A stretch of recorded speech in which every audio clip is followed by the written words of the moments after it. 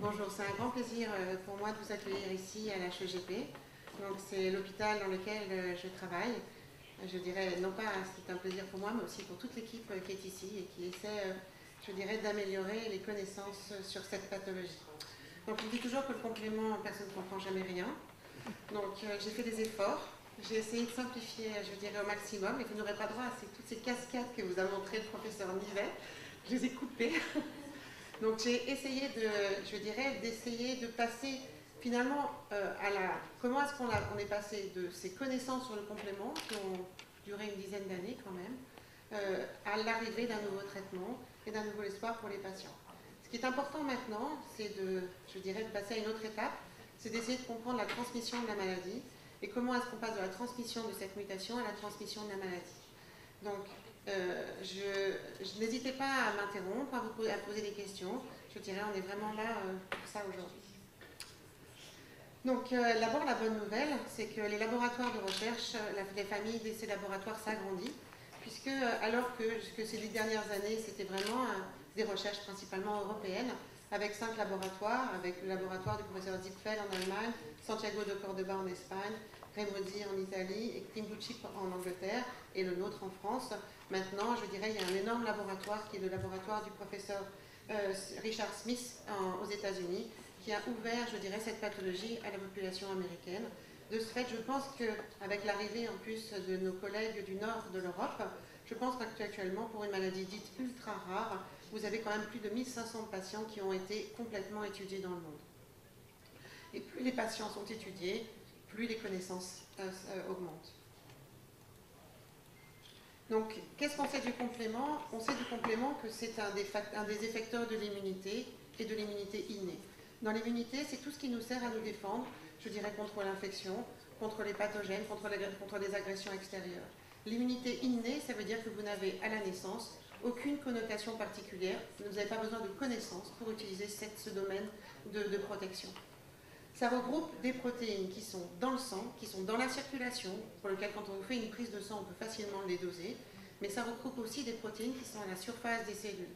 À la surface des cellules qui vous défendent, comme les macrophages par exemple, mais aussi à la surface de certaines cellules, comme les cellules endothéliales, c'est-à-dire les cellules de vos vaisseaux. C'est réellement le premier mécanisme de défense contre l'infection. Lorsqu'un organisme bactérien, viral, vous attaque, vous avez besoin d'être protégé, car vous savez que sinon, vous allez être malade.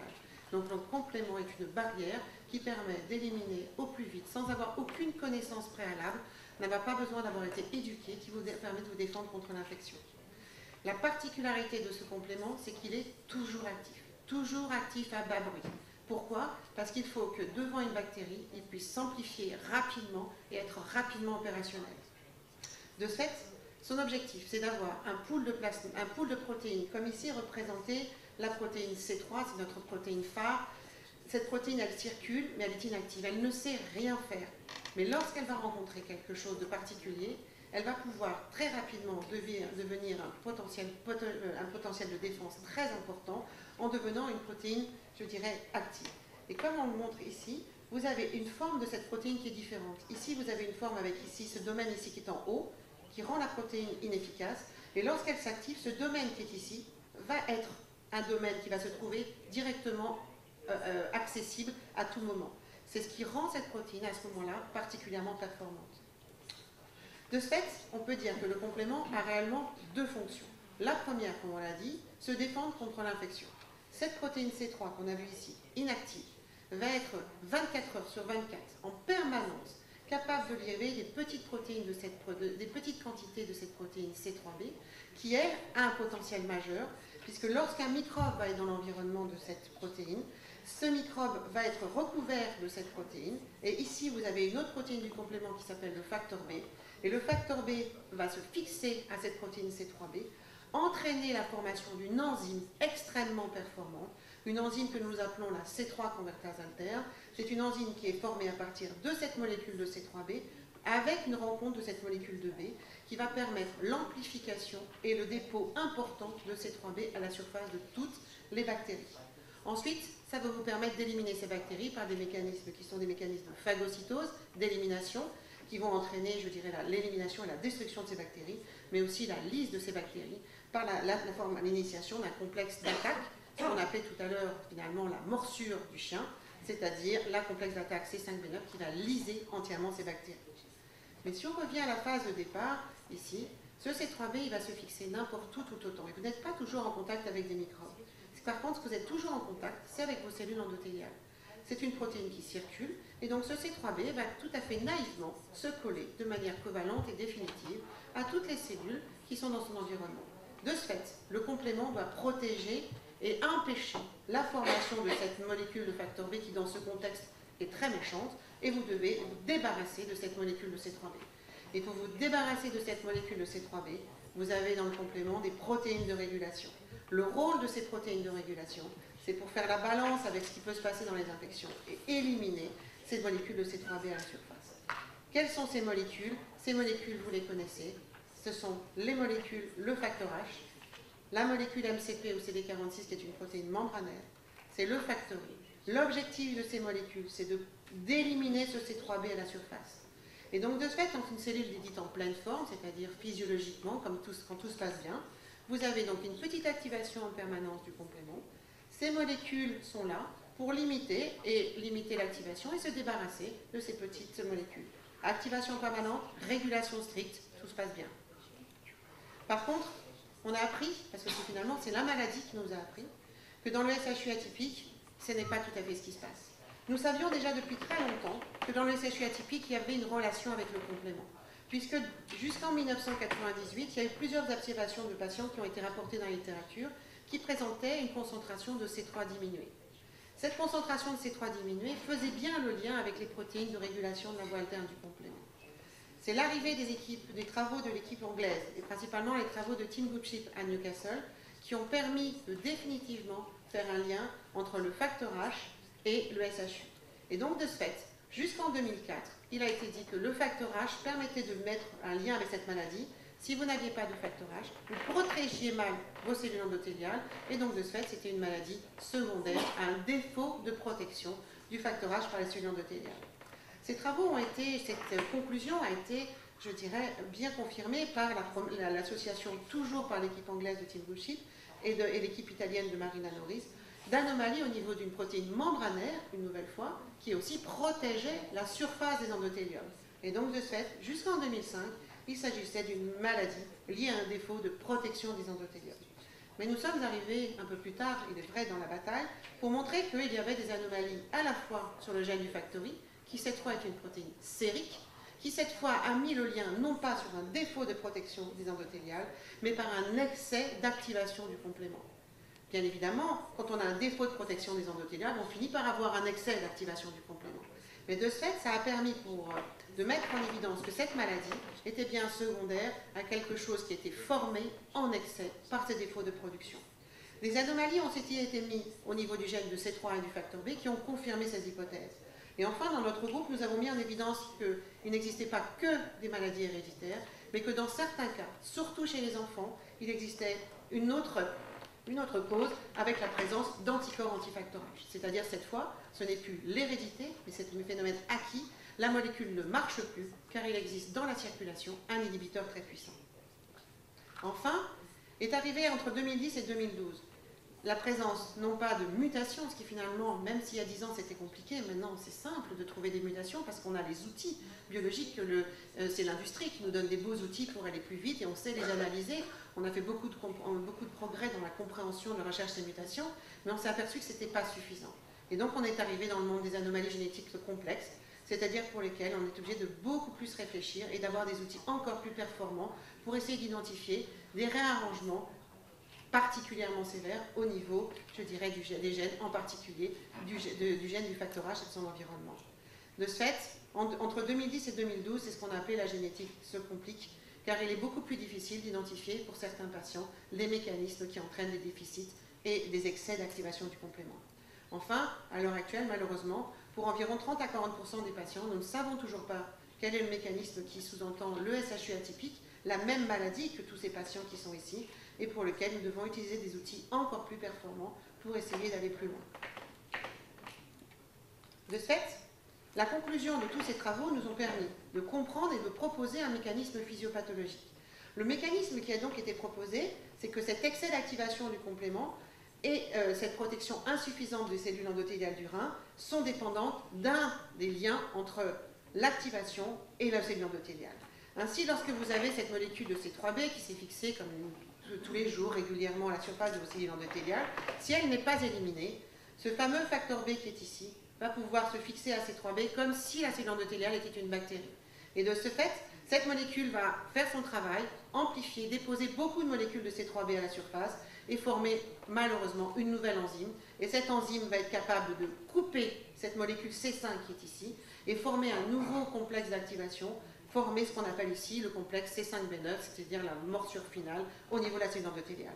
Lorsque le C5b9 est formé, la cellule endothéliale est activée, va être dégradée et va entraîner ce qu'on appelle un phénotype d'activation cellulaire, entraînant le phénotype de coagulation, capable d'activer, capable de lier des plaquettes et de couper les globules rouges à la surface, qui forment après, je dirais malheureusement, cette lésion que vous connaissez, qui est la lésion de microangiopathie thrombotique au niveau du rein.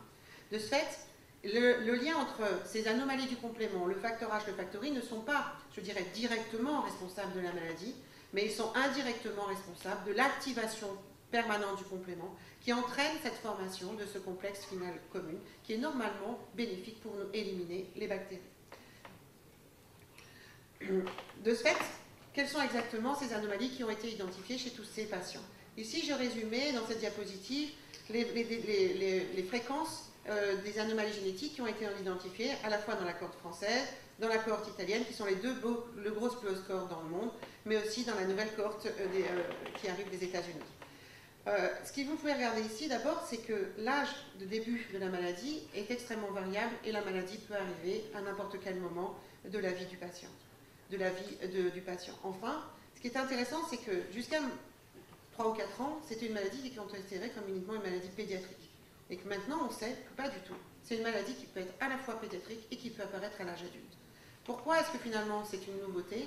C'est qu'il est beaucoup plus facile de faire le diagnostic de SHU atypique chez l'enfant que de faire le SHU atypique chez l'adulte, parce qu'il existe plus de diagnostics différentiels, et donc de ce fait, c'est une maladie qui est plus difficile à diagnostiquer. Le gagnant, je dirais, de ces anomalies génétiques, c'est le facteur H, quelles que soient les séries qui ont été faites. Environ 30%, entre 25 et 30% des patients présentent une anomalie génétique sur le gène du facteur H. Ensuite, vous avez le trio MCP, cette fameuse protéine membranaire, le facteur I, cette fameuse protéine qui circule, et le C3, la famille qui est responsable de la liaison, qui, je dirais, représente entre 5 et 10% des patients. Je dirais en France, nous avons une distribution un petit peu différente des autres, avec principalement plus de patients qui présentent des anomalies au niveau du gène de C3, mais certaines anomalies du gène de C3 sont exclusivement retrouvées, ou presque, dans les patients du nord de la France, mais aussi dans les patients habitant en Hollande. De ce fait, il y a un groupe un peu plus modeste, pour lequel vous avez des mutations de B, plusieurs mutations dans la même famille, ou des mutations sur un gène de la thrombomoduline. La thrombomoduline n'a pas été un gène qui a été retrouvé dans la population française, mais ce sont des anomalies qui sont trouvées dans moins de 5% des patients. De ce fait, quelles sont la conclusion? Nous avons en France 66% des patients qui ont été analysés sur une grosse cohorte, pour lesquels nous avons trouvé une anomalie génétique. Ce qui permet aussi de dire que malheureusement, 32% des patients, à ce jour, nous ne savons pas les ranger dans une des cases et nous ne savons pas dire si c'est bien une maladie complément dépendante. Donc si on revient sur, je dirais, notre facteur H, c'est-à-dire celui qui est responsable de la plus grande part des anomalies génétiques, qu'est-ce que l'on sait sur cette protéine?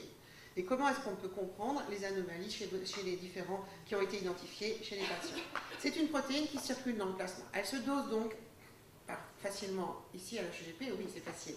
Mais globalement c'est un dosage qui est extrêmement rare à demander et donc de ce fait pratiquement toutes les explorations sont centralisées à Paris, donc les prélèvements voyagent et arrivent ici à l'hôpital européen Georges Pompidou pour lequel nous faisons ces explorations au moins 2 fois par semaine. Ce sont des protéines qui présentent la particularité d'avoir comme là un petit collier de perles qui forment des petites perles qui forment un collier et pour lequel vous avez des motifs qui sont répétés. Et cette protéine a la particularité d'être très intelligente puisqu'elle a 2 domaines de fixation. À la fois, elle va fixer le C3b, mais à la fois, elle va être capable de fixer la membrane. C'est une image un peu schématique qui vous représente comment ça se passe sur vos vaisseaux. Ici, vous avez le C3b, que vous reconnaissez dans sa petite forme, et ici, vous avez le facteur H. C'est peut-être pas tout à fait, je dirais, facile à imaginer, mais ici vous avez le SR1, 2, 3 et 4 du facteur H, qui forment un lien très fort avec le domaine ici de corps du C3b. Ici vous avez le 5, 6, 7, et ici vous avez un domaine très important que la fixation sur la cellule endothéliale. Ensuite vous avez 8, 9, 10, et hop, il revenez ici, 19, et le fameux SR20 du facteur H qui est ici.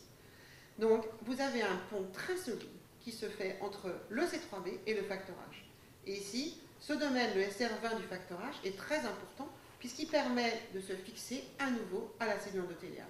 Si le facteur H ne se fixe pas à la cellule endothéliale, il ne peut pas éliminer le C3b à la surface. Quelles sont les conséquences des mutations une fois qu'elle a été identifiée? Ce chromatogramme illustre ce que nous recherchons. Nous avons, je dirais, sur le gène du facteur H, nous avons des outils de biologie moléculaire qui nous permettent d'amplifier la séquence d'ADN. Et ce que nous cherchons, c'est ça. C'est-à-dire un code génétique qui, normalement, a la même, je dirais, la même séquence tout au long de ce gène. Et pour certains d'entre vous, ce que l'on recherche, c'est un changement d'un nucléotide qui entraîne le changement d'une protéine, d'un acide aminé au niveau d'une protéine. De ce fait, nous devons séquencer tout le gène du facteur H, c'est-à-dire séquencer 3500 nucléotides de ce type, ce qui se fait, je dirais, maintenant avec nos outils que nous avons, je dirais, assez facilement, je l'avoue, par rapport à il y a 10 ans. De ce fait, une fois qu'on a identifié ce petit changement, il faut savoir ce que cela veut dire. Dans ce cas particulier, vous avez un acide aminé qui a été changé, et nous devons nous poser la question, quelles sont les conséquences au niveau de la protéine? Premièrement, la protéine circule-t-elle? Pour ça, on fait des dosages, comme on vous l'a dit, des dosages des protéines du facteur H. Si cette anomalie génétique est associée à un déficit, c'est-à-dire à une circulation d'une protéine qui est à environ 50% de la normale, nous appelons ça un déficit quantitatif en facteur H. Vous avez dans la circulation 50% de la protéine qui circule. C'est plus rare que la deuxième partie, c'est-à-dire que vous avez une protéine qui circule, sa concentration est normale, mais malheureusement, la protéine ne marchera pas. Et c'est un exemple des anomalies génétiques qui ont été identifiées au niveau du SR19, qui sont en rouge et en violet ici, et au niveau du SR20, qui sont en bleu, qui sont des anomalies, la localisation des anomalies génétiques qui ont été identifiées. Ainsi, lorsque vous avez une anomalie génétique au niveau du gène du facteur H, au niveau du SR20 du facteur H, vous changez la conformation, vous changez la structure de cette protéine, et en changeant la structure de cette protéine, vous n'êtes plus capable de se lier au C3 et à la cellule endothéliale. De ce fait, votre protéine est là, mais elle ne peut pas faire sa fonction. Et ça, on appelle ça un déficit dit fonctionnel de la protéine qui entraîne un défaut de protection des tissus. Qu'est-ce qui se passe pour les patients qui ont une mutation au niveau du gène de MCP et au niveau du gène du facteur I? Dans un sens, c'est plus simple. C'est plus simple parce que la plupart des patients présentent une anomalie génétique pour laquelle on retrouve un défaut dans la synthèse de cette protéine. C'est surtout le cas pour MCP. Pour MCP, je dirais, il suffit d'envoyer un prélèvement en sang total, enfin il suffit, maintenant il suffit. Il suffit d'envoyer un prélèvement en sang total, d'étudier l'expression de MCP sur des cellules granuleuses du sang périphérique. Lorsque l'expression de la protéine est diminuée, on a de fortes chances de pouvoir identifier un mécanisme moléculaire qui va prouver définitivement le déficit d'expression d'MCP. Pour le facteur I, c'est un petit peu plus compliqué. C'est une enzyme pour laquelle on a très souvent des déficits quantitatifs, mais pour lequel il existe beaucoup d'anomalies génétiques pour lesquelles nous ne connaissons pas encore les conséquences fonctionnelles. Maintenant, il est assez facile de lier. Si vous n'avez pas de protéine MCP à la surface, et si vous n'avez pas de I, ben vous vous débarrassez moins bien de cette molécule de C3b, car le rôle du facteur I et de MCP, c'est de changer la conformation de C3b pour l'éliminer, pour lui donner naissance à une nouvelle protéine qu'on appelle IC3b, et pour laquelle il n'y a pas la capacité de fixer ce fameux facteur B. De ce fait, si vous n'avez pas de MCP ou pas de I, vous laissez la capacité au C3b de se fixer sur le facteur B de se fixer sur C3b et donc d'initier la voie finale commune. Je dirais, il y a à peu près 40 cas de mutations au niveau de MCP qui ont été identifiées, et pour le facteur I, il y a à peu près 43 différentes mutations qui ont été identifiées. Pour la mutation de facteur B et de C3, c'est un petit peu différent. Cette fois, il faut se mettre de l'autre côté. Vous n'avez plus des défauts dans la régulation, vous avez des défauts, je dirais, sur une protéine qui marche trop bien. Cette protéine, elle est trop active, elle est trop capable de fixer le facteur B, ou trop capable de fixer le C3, et donc de ce fait, la régulation devient impossible. Des mutations ont été mises en évidence au niveau du gène du facteur B. Des mutations ont été mises en évidence au niveau du gène du facteur B, mais aussi au niveau du gène de C3. Ces mutations changent la conformation de cette molécule de C3, la rendant incapable de se lier au facteur H ou à MCP, et ou la rendant tellement puissante pour pouvoir se lier au facteur B. Et c'est pareil pour le facteur B, ce sont des mutations qui finalement rendent tellement à fin ce facteur B pour le C3 que de ce fait la régulation devient impossible. Pour le facteur B, il n'y a que 5 patients pour l'instant qui ont été documentés, et pour le C3, il y a plus de 30 patients qui ont été documentés et 30 anomalies génétiques qui ont été mises en évidence. De ce fait, si on peut faire un petit schéma, je dirais extrêmement simple pour expliquer ce qui peut se passer. C'est un sujet, je dirais, qui n'a pas d'anomalie génétique sur les protéines de régulation. Les mécanismes d'activation lente à bas bruit est parfaitement équilibré avec les mécanismes de régulation qui sont proposés dans la physiologie. Tous les jours, chez les patients qui ont des anomalies génétiques, qui ont ces mutations, tous les jours, vous avez un petit déséquilibre. Ce petit déséquilibre fait que l'activation, je dirais, gagne par rapport à la régulation, mais tout se passe assez bien.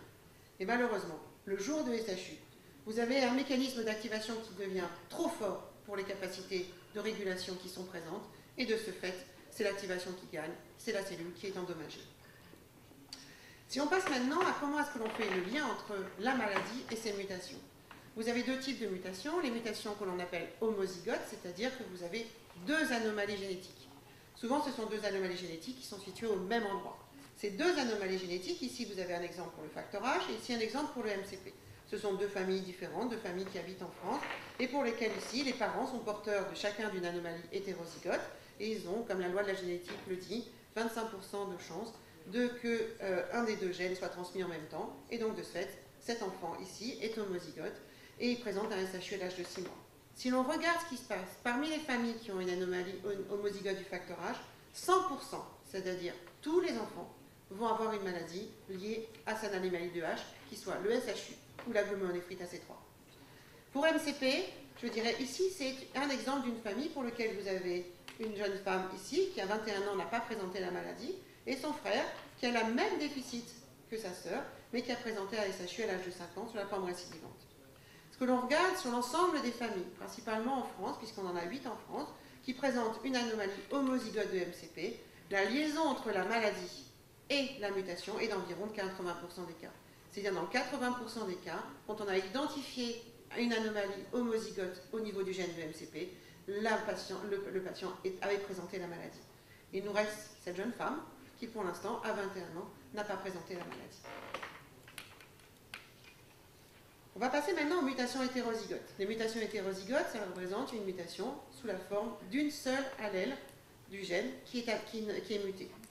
Quand on regarde toujours la population de patients, on s'aperçoit que 25% des familles ont plus de 1 malade. Et c'est ce qu'on appelle les formes familiales. Dans ces formes familiales, la maladie se transmet sur plusieurs générations avec la mutation, mais pas toujours. C'est-à-dire, comme le montrent ces 3 exemples familiaux, vous avez ici une famille pour laquelle le père a transmis à la fois la mutation et la maladie à sa fille. Les 2 ont été malades et globalement, c'est ce qu'on appelle une transmission dominante. Et quand on regarde la deuxième maladie, la deuxième famille, vous avez ici une tante qui a transmis la mutation à la même ici que sa sœur. Sa sœur n'est pas malade, son frère n'est pas malade, mais l'enfant de son frère est malade. De ce fait, on peut dire que la mutation a bien été transmise avec la maladie, mais que pas tout le temps. C'est ce qu'on appelle la pénétrance incomplète. Ici, un autre exemple d'une pénétrance incomplète. 2 membres de la famille ont présenté la maladie sous la forme dominante, descendante, plusieurs générations. Ici, la mutation est présente, mais la maladie ne s'est pas déclarée. Par contre, la maladie s'est déclarée chez sa petite fille. De ce fait, c'est une transmission dominante avec une pénétrance incomplète. Malheureusement, certains cas sont difficiles. On peut identifier une mutation. Je vous rappelle qu'une mutation, c'est un petit changement qu'on ne voit nulle part ailleurs. C'est-à-dire que lorsqu'on fait des sujets sains, lorsqu'on regarde des banques de données, personne n'a connu cette anomalie génétique. Personne ne connaît ce changement. Et donc, de ce fait, c'est une définition. Lorsque cette anomalie génétique n'est pas identifiée dans 100 donneurs de sang sains, c'est une mutation.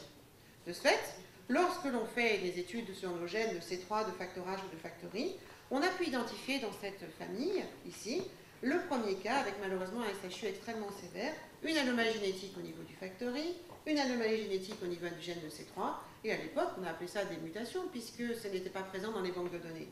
Lorsque son frère a présenté le SHU, malheureusement, je dirais, ou pour moi, malheureusement au laboratoire, je me suis trompée. C'est que globalement, son frère ne présentait pas l'anomalie de I et ne présentait pas l'anomalie C3. Donc de ce fait, ce ne pouvait pas être le gène responsable de la maladie.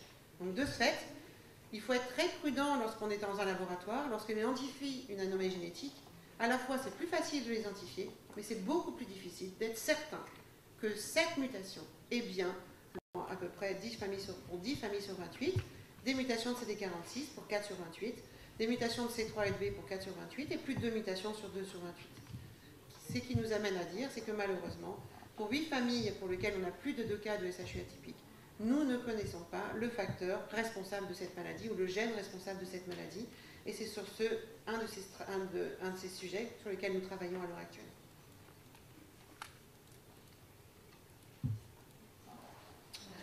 Donc, le gros de la troupe du SHU, ce n'est pas une forme familiale. C'est donc ce qu'on appelle une forme sporadique. Une forme sporadique, c'est quand un seul membre de la famille va être malade. Et pourtant, parmi les membres de cette famille, la même mutation va être identifiée. Comme le montrent ces 3 graphes, arbre généalogique, ici, seul ce petit garçon était malade alors que la mutation a bien été trouvée chez son père. Ici, seule cette jeune fille a été malade alors que la mutation a bien été trouvée chez son père. Ici, son père est malade alors que ce jeune homme, après la mutation, a fait la maladie à l'âge de 4 ans. Donc, ce que la conclusion de toutes ces observations qui ont été faites à partir des études de cette large cohorte nous permettent de dire que d'avoir une mutation, ce n'est pas suffisant pour faire la maladie. C'est nécessaire, mais ce n'est pas suffisant.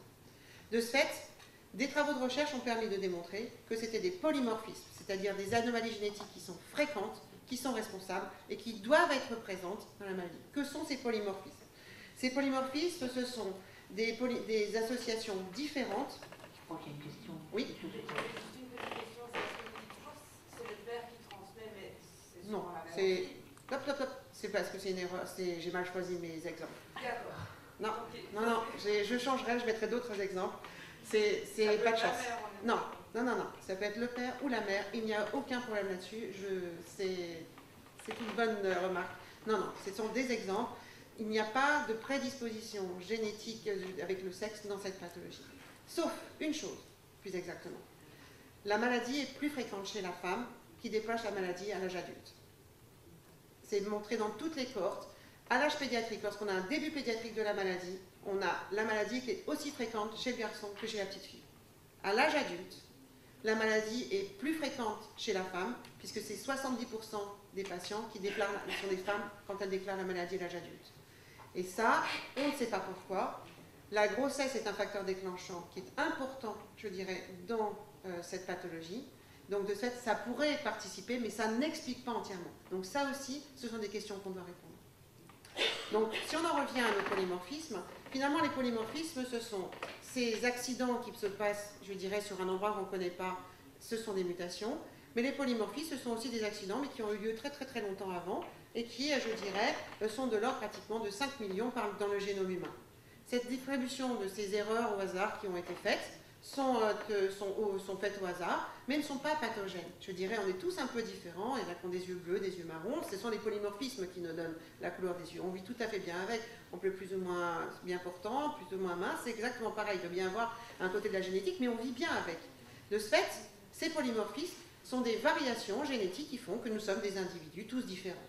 Et donc de ce fait, ici, dans certains cas, ces polymorphismes non pas par eux seuls, je dirais, elles peuvent être responsables entièrement de la maladie, mais participent à la maladie. Ce sont des polymorphismes qui sont plus fréquemment observés dans certaines pathologies. Et ici, dans le SHU, vous avez un polymorphisme au niveau du gène du facteur H, ici, la valine 62, qui est plus fréquemment observé dans la population de SHU.